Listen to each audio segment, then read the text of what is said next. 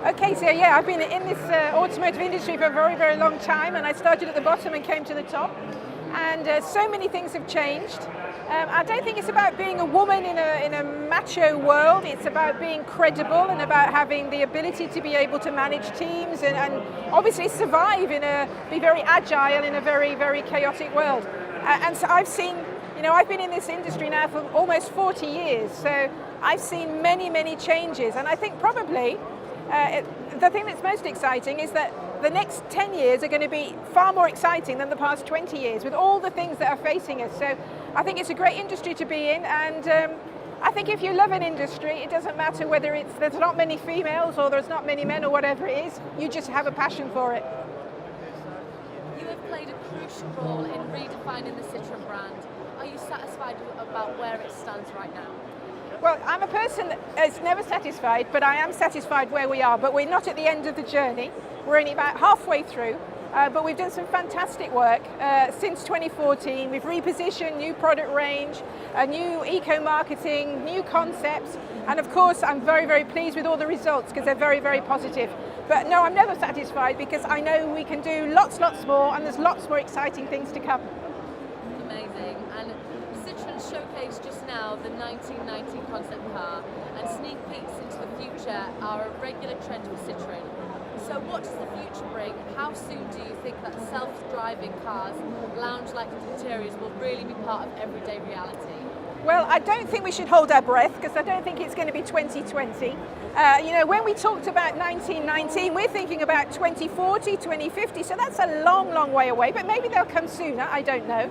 I personally love driving, so I quite fancy an autonomous car for the boring bits and then have something where I can actually take the wheel. But I think, 1919 is a concept of the future, but it's not the future in the next 5 years.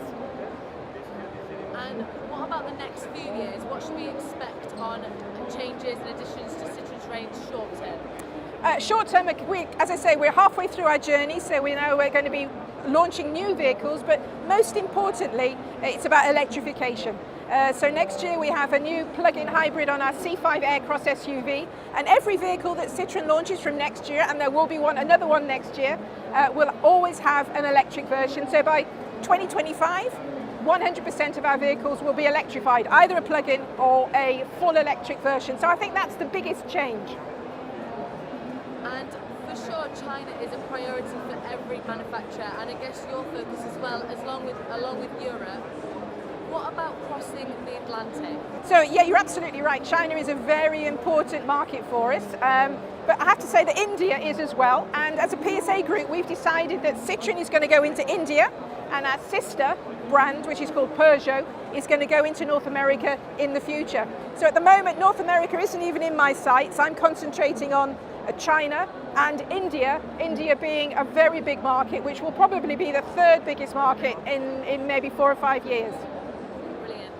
And just about motorsport, Citroen is participating in the WRC, and this year invested in Sebastian Ogier's comeback. How committed is the brand to rallying, and could there ever be an interest in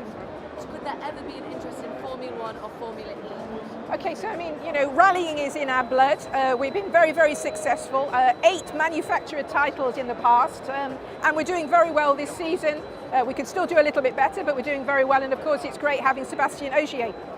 So why am I committed to it? Well, of course it's a brilliant way to be able to talk about Citroen, not only the awareness, but also about what good quality, endurance, durability of our cars. Formula One, to be honest with you, is another stratosphere.